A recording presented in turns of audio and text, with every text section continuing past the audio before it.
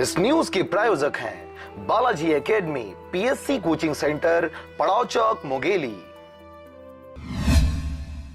इन दिनों पथरिया शासकीय महाविद्यालय में अव्यवस्था का आलम पसरा हुआ है।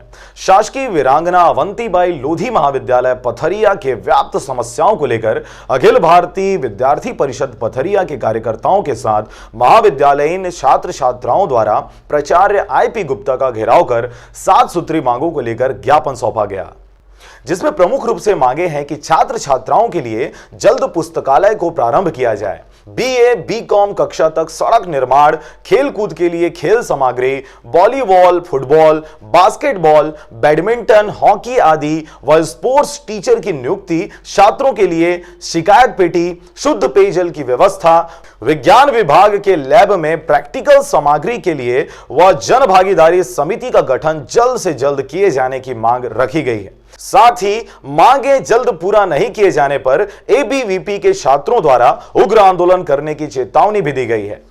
हम यहाँ अपनी मांग को पूरा करने के लिए आए हैं और हमारी मांगे हैं कि विज्ञान विभाग में हमें लैब चाहिए। लैब है परंतु उसमें सामग्री नहीं है, सामग्री टूटी फूटी होती है तो हमसे फीस लिया जाता है। इसके लिए शासन हमें पैसा देती है परंतु यहाँ फीस लिया जाता है। जी।